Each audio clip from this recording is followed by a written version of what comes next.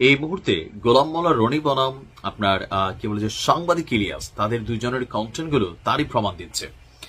তবে গোলাম মোল্লা রনির জন্য কিছুটা অশনির সংকেত আছে।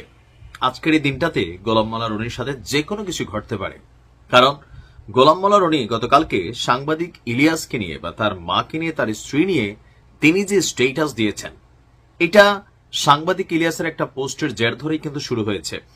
তো তারপরেও মানে গোলাম মোল্লা রনি যে এত বড় হাত মাইরা দিবে বা এতটা রাইগা যাবে অথবা ধরেন কন্ট্রোল হারাই ফেলবে, সেটা কিন্তু আসলে দেশবাসী ভাবে নাই।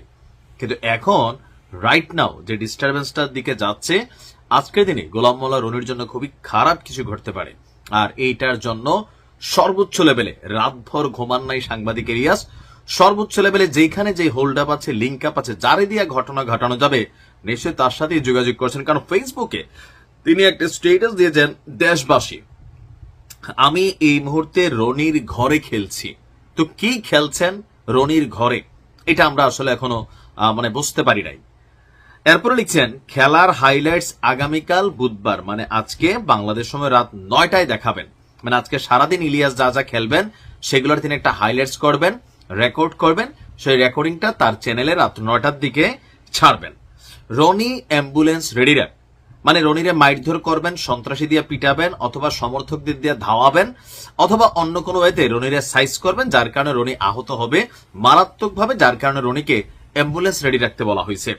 তোরে বুঝানো হবে, মানে রনিকে বুঝানো হবে মন দিয়ে চাইলে সাংবাদিক ইলিয়াস কি করতে পারে। কিন্তু সবচেয়ে আশ্চর্যজনক বিষয় হচ্ছে, এখন আমাদের এই অনলাইন যোদ্ধারা বা অনলাইন কিংয়েরা একে অন্যকে বোঝানোর জন্য, হেডন দেখানোর জন্য ওই পিনাকি, জুলকারনাইন সায়ের, শাহেদ আলম, সাংবাদিক ইলিয়াস, খালেদ মহিউদ্দিন, আপনি দেখবেন যে এই ধরনের আক্রমণাত্মক বক্তব্য একে অন্যের সাথে, এবং কি ফাইনালি যখন সাংবাদিক ইলিয়াসে গোলাম মোল্লা রনি একদম তার ভাষায় আক্রমণ করে বসছে, তখন কিন্তু বিষয়টা ব্লাস্ট হতে যাচ্ছে।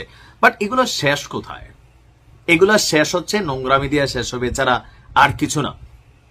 সাংবাদিক ইলিয়াসের কাছ থেকে এই ধরনের আচরণ কি মানুষ আশা করে? হ্যাঁ, একদল কট্টরপন্থী উগ্রপন্থী মানুষ আছে এরকম ভায়োলেন্স জিনিসগুলোতে পছন্দ করে, কারণ সেফুতারও তো ফলোয়ার আছে গালাগালি এবং নোংরামির জন্য।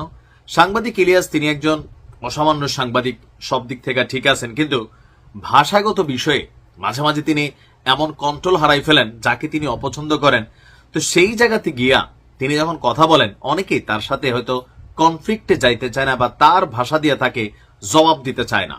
কিন্তু এবার গোলাম মোল্লা রনি যেটা করে বসছেন সেটাও আবার এক্সেস ছিল। সাংবাদিক ইলিয়াসকে অন্যভাবে তিনি কাউন্টার করতে পারতেন, যেমনটা তাকে তার স্ত্রী নিয়ে করছে, তিনি চাইলে তাকে তার স্ত্রী নিয়ে করতে পারতেন, অথবা নীরব থাকতে পারতেন। তবে নীরব থাকেন না এই কারণে যে গোলাম মোল্লা রনিকে নিয়ে সাংবাদিক ইলিয়াস মাঝে মাঝে কিন্তু কথা বলেন, তো সেই জায়গা থেকে তো ধৈর্য হারিয়েছেন। তবে দিন শেষে সাংবাদিক ইলিয়াসের মাকে নিয়ে দেওয়া গোলাম মোল্লা রনির এই বক্তব্য কোনোভাবেই কিন্তু আসলে গ্রহণযোগ্য না। এটা যে কোনো ব্যক্তি আসলে প্রচন্ড ক্ষিপ্ত হবে, যার হাতে পাওয়ার আছে, ক্ষমতা আছে, সে ব্যবহার করবে এটা নিয়ে সর্বোচ্চ লেভেলে সাইজ করার জন্য। এখন আমি জানি না যে সাংবাদিক ইলিয়াসের মা তিনি জীবিত আছেন কিনা। যদি জীবিতও থাকেন, বিষয়টা হজম করা কষ্টকর, আর মরিয়া গেলে তো এটা নিয়ে আসলে তুলকালাম কাণ্ড হবে, এটাই স্বাভাবিক।